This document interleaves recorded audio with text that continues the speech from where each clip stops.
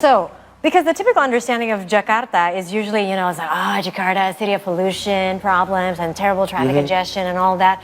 And having lived here for almost 4 decades, and sometimes I feel, even though I love the city so much, but sometimes I feel a little bit embarrassed in recommending Jakarta as a city to visit in Indonesia. But because of this book written by Herald van der Linde, I am keen to learn how fabulous this city can be from the eyes of the writer, as mentioned, Herald van der Linde. All right, then, without further ado, let's welcome Herald van der Linde, live from Hong Kong, who will be talking about his efforts by delving into Indonesian history through literacy. So good morning, Herald. Thank you for joining us. Morning, selamat pagi. Selamat pagi. Thank you so much for joining us, Herald. Thanks for having me on. Fantastic. Yes, what a fascinating book this is. So I remember reading the preface of your book. You said, and I quote you here, Indonesia's capital, or Jakarta, is a fabulous place. Well, not many Jakartans or foreign dwellers here would say the same thing. So what exactly sparked you to dedicate this entire book on Jakarta, and what fascinates you about this misunderstood city? Good. So you're right. Most people that visit Jakarta, they come for business. They stay somewhere in a hotel in the middle of the city, and they see the traffic jam and all these sort of things. But that's not where the people live. I had the luck to. I was a backpacker in Indonesia in 1990. I met a family, and that was actually in Lombok, but later on in Jakarta, and I lived with them in Pasar Minggu. And that is a very different sort of Jakarta, with small alleys and pasar-pasar and markets, and there's a bakso seller every day, and there's somebody who sells nasi uduk in the morning and a satay guy in the afternoon. So that sort of Jakarta, the small alleys and the friendly people and the small markets, is lively, there's no traffic jams there. That's a beautiful sort of Jakarta that people need to see. That's where it is. That's where the people live. Right, and as mentioned before, in this book you have dived deeper into the city's archives. So which interesting facts from Jakarta have you selected and decided to elaborate more in this book, and why?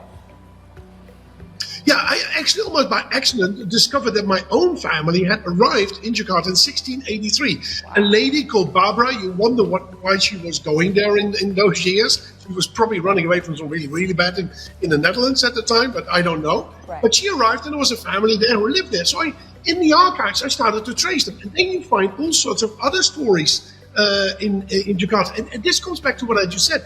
You got to look at the people that live in the city. It's the people that make the city, not of course, we have traffic jams in central Jakarta, but as I mentioned in Pasar Minggu, these people where I live with, it was fantastic. So I saw these people's stories in the past in Jakarta and delved into them and thought, oh, this is how the city looked like. And that's where really the book came from. Yes, and as mentioned earlier, you also actually found family members with the same surname, van der Linde, there. So can you tell us, how many generations of your family actually live here? And you also ended up marrying an Indonesian as well. So this is like a long love story between you and Indonesia, it seems.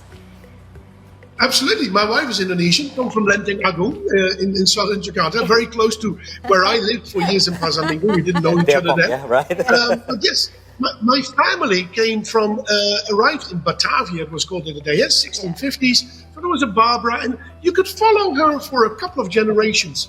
Funnily enough, it was somewhere written in the archives, in the Batavia archives, which are also in South Jakarta, that one of the members in the family, I think it was 1750 or so, when he died, he had a large wooden sort of remembrance plate sent to a church in the Netherlands. So I actually in the Netherlands went to look it up once to the church, and they said, well, we don't know, but let's take a look.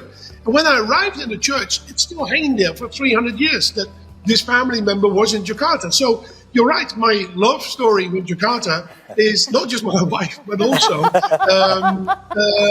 going back for centuries already. So I feel myself a Jakartan.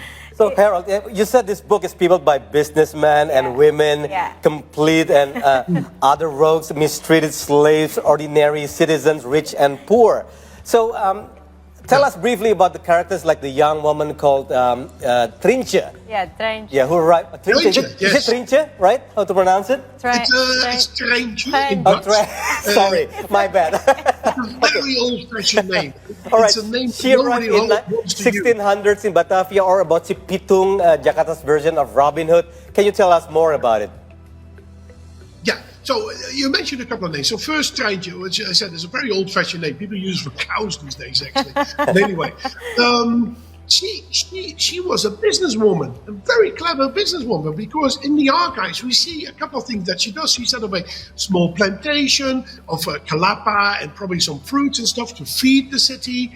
There were wars between Java and the Dutch that were building up a city there. So it was burned down. So at one point in time, she lost it all. She rebuilt it again. And eventually she was rich and she'd made it. She had worked really hard and she wanted to marry. And the Dutch council didn't allow her to marry because they weren't quite sure if she was married before. Women were treated really poorly those days. Wow. So in the end, we don't know exactly what happened with her, but she disappears from history. But you could see a couple of fragments of her life, and that was really fascinating. But as you mentioned, you had other characters as well. This C. Pitung guy. And this is fascinating because you can read it in old newspapers, which is a kind of a Jakartan sort of Robin Hood. He would steal from the Dutch rich people and give it back, and the police was chasing him and couldn't find him. It's a fantastic story that ended quite tragically for C. Pitung, but it's a fascinating story that also shows the sort of tensions that were building in that city at the time between the Dutch and some of the Indonesians there. Yeah, it's almost like a time capsule, right? Because Trinche was from the 1600s and then C. Pitung was from the 1800s. Yeah. And basically you focus quite a lot on the people of Jakarta over the years throughout history. And you mentioned also in your book that Jakartans are as diverse as they are friendly. So how would you further describe Jakartans now? Because if you go to New York, and if you go to LA, you have a different feel of the people there. New York, they're just very direct, you know, and whereas LA more like super sweet, but we really don't know what's going on in their heads, right? So what about Jakartans now in your eyes? That's right. You're right. New Yorkers are very straight, to the point, and not known to be very charming. Right? Jakartans is the opposite. I think the fact that I, as a backpacker, traveled in 1990s Indonesia and then met a family by chance in Pasar Minggu, and they allowed me to stay in their home. They didn't speak any English, so I had to learn Indonesian. They taught me Indonesian. They taught me how to eat with my hand. They brought me to the mosque. They brought me to their family birthdays and all these sort of things. That is something that can happen in Indonesia. I don't think that would happen in other countries. I don't think that would happen in my own country, in the Netherlands. People take you in. So Indonesians and Jakartans are extremely inviting, very flexible sort of people, open to new ideas and cultures. And they're foodies, right? They love their food. You guys just had a program on food just before this, right? The segment. Indonesians and Jakartans are foodies. They love their food. They go for their mie Aceh here, and they go for their, I don't know, their soto malang somewhere else, and they drive for an hour to get there. They like that diversity. They enjoy that. And that's very special, actually. I really appreciate that and admire that to a certain extent. I know you describe in several words there about Jakarta, but if you can describe in one word, what would that be? I think one word for Jakarta is adaptability.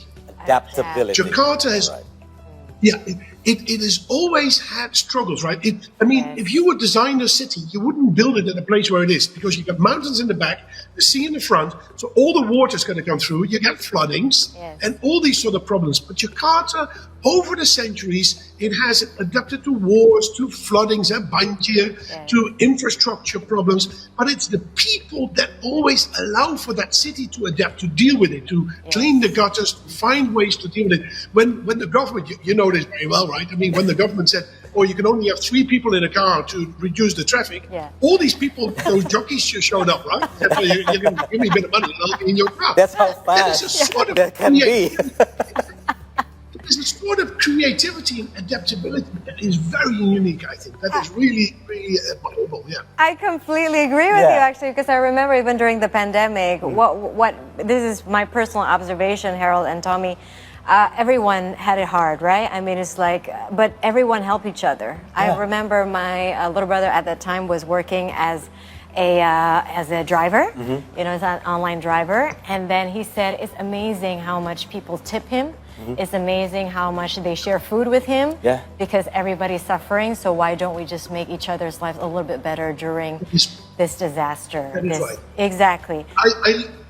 Yes, Harold. I lived in Jakarta during the crisis of '98, and I saw this when people lost their house, couldn't pay for their mortgages and houses, and lost their jobs. People help each other. It's gotten roaring, right? It is institutionalized, and that is something that you don't see in other places. Well, where I come from originally, that we don't have that. So these are very unique Indonesian, Jakartan features, parts of culture that really I found intriguing and interesting and admirable.